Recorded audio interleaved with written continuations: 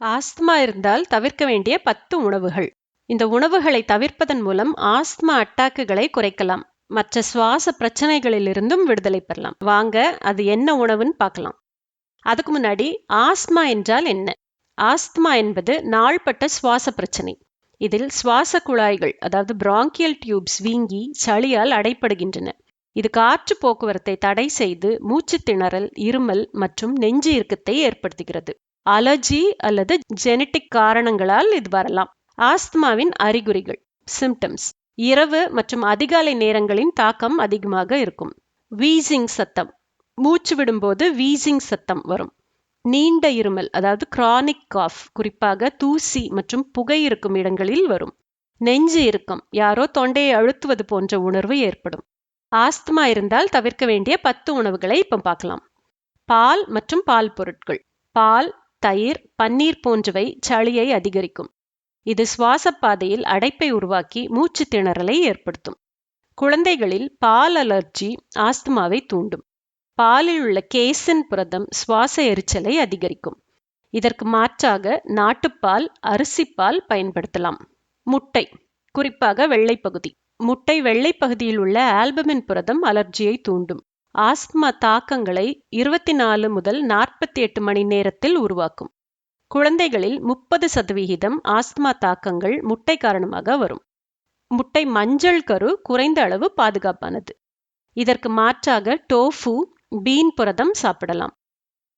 Bakery பொருட்கள், bread, cake, biscuit போன்றவை. இவற்றில் உள்ள ஈஸ்ட் சுவாச பாதையில் சளியை அதிகரிக்கும். மைதா மாவு சுவாச பாதையில் அடைப்பை ஏற்படுத்தும். இவை உடல் எடையை அதிகரித்து ஆஸ்துமாவை மோசமாக்கும். இதற்கு மாற்றாக கம்பு ரொட்டி, சாமை ரொட்டி பயன்படுத்தலாம். உப்பு மற்றும் உப்பு கலந்த உணவுகள். அதிக உப்பு உடலில் நீர் தக்கவைப்பை ஏற்படுத்தும். இது சுவாச பாதையில் வீக்கத்தை உருவாக்கும். பாக்கெட் உணவுகள், ஃபாஸ்ட் ஃபுட். பாக்கெட் உணவுகள் மற்றும் ஃபாஸ்ட் ஃபுட்டில் உப்பு அதிகம் உள்ளது.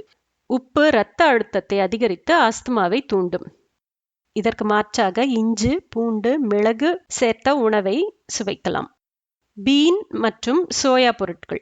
சோயா மிளகு, டோஃபு போன்றவை ஹிஸ்டமின் வெளியீட்டை தூண்டும். இவை சுவாச பாதையில் வீக்கத்தை ஏற்படுத்தும். உலர்ந்த பருப்பு வகைகள் சிலருக்கு அலர்ஜி ஷாக் தரும். சோய் சாஸ் போன்ற ஃபர்மெண்டட் உணவுகள் ஆஸ்துமாவை மோசமாக்கும். இதற்கு மாற்றாக மூங்கில் கீரை, கீனுவா போன்றவைகளை சாப்பிடலாம். ஆல்கஹால் மற்றும் வைன். ஆல்கஹால் சுவாச நாளங்களை உலர்த்தி இருமலை அதிகரிக்கும். வைனில் உள்ள சல்ஃபைட்ஸ் மூச்சு திணறலை தூண்டும். பேரில் உள்ள ஈஸ்ட் சளி உற்பத்தியை அதிகரிக்கும். காக்டெயில்களில் உள்ள சர்க்கரை வீக்கத்தை அதிகரிக்கும். இதற்கு மாற்றாக துளசி தேநீர், இஞ்சி ஜூஸ் பருகலாம். உலர்ந்த பழங்கள். இவற்றில் சல்ஃபைட்ஸ் கலந்திருப்பது ஆஸ்துமா தாக்கத்தை தூண்டும். பாதாமில் உள்ள ஹிஸ்டமின் சுவாச பிரச்சனைகளை உருவாக்கும். இவை சுவாச பாதையில் எரிச்சலை ஏற்படுத்தும். பாக்கெட் உலர்ந்த பழங்களில் பிரிசர்வேட்டிவ் உள்ளன. மாற்றாக புதிய பழங்கள், ஃப்ரெஷ் பழங்கள், வெண்ணெய் பழம் சாப்பிடலாம். எண்ணெய் வறுவல் மற்றும் ஃபாஸ்ட் ஃபுட். எண்ணெயில் வறுக்கப்பட்ட உணவுகள் சுவாச பாதையில் அடைப்பை ஏற்படுத்தும். பிரெஞ்ச் ஃப்ரைஸ், சிப்ஸ் போன்றவையில் கொழுப்பு அதிகம் கொண்டவை. இவை உடல் எடையை அதிகரித்து ஆஸ்துமாவை மோசமாக்கும். இதில் டிரான்ஸ் ஃபேட்ஸ் அதிகம் உள்ளது. பதப்படுத்தப்பட்ட மற்றும் புகை உணவுகள், ப்ராசஸ்ட் ஃபுட் மற்றும் ஸ்மோக்ட் ஃபுட்ஸ்.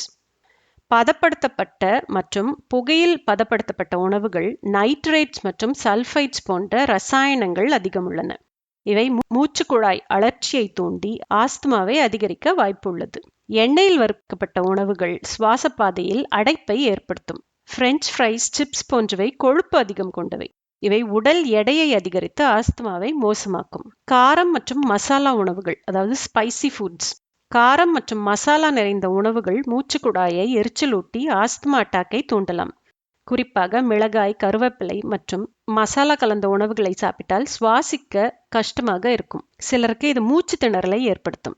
மிதமான மற்றும் லேசான உணவுகளை தேர்ந்தெடுப்பது நல்லது. உடல் ஆரோக்கியத்திற்கு ஏற்றவாறு உணவை சமைக்கவும். குளிர்பானங்கள் மற்றும் ஐஸ்கிரீம். குளிர்பானங்கள் மற்றும் ஐஸ்கிரீம் போன்றவை மூச்சுக்குழாயை திடீரென்று சுருக்கி ஆஸ்துமாவை மோசமாக்கும். குறிப்பாக குளிர்காலத்தில் இவற்றை தவிர்ப்பது நல்லது. சிலருக்கு இவை இருமல், மூச்சு திணறல் போன்ற பிரச்சனைகளை உருவாக்கும். அதிக பிரிசர்வேட்டிவ்கள் மற்றும் சர்க்கரை உள்ள பானங்களும் தீங்கு விளைவிக்கும். வெந்நீர் அல்லது அறை வெப்பநிலையில் இருக்கிற நீரை குடிப்பது ஆரோக்கியமானது. இந்த 10 உணவுகளை தவிர்ப்பதன் மூலம் ஆஸ்துமா அட்டாக்குகளை குறைக்கலாம் மற்றும் சுவாச பிரச்சனைகளில் இருந்து உங்களை நீங்கள் பாதுகாக்கலாம். இந்த 10 உணவுகளை தவிர்த்தால் மூச்சு திணறல் 50% குறையும், இன்ஹேலர் பயன்பாடு குறையும், இரவு நேர தூக்கம் மேம்படும். இன்றே இதை பின்பற்றுங்கள். நாளை மூச்சு விடுவதற்கு சுலபமாக இருக்கும்.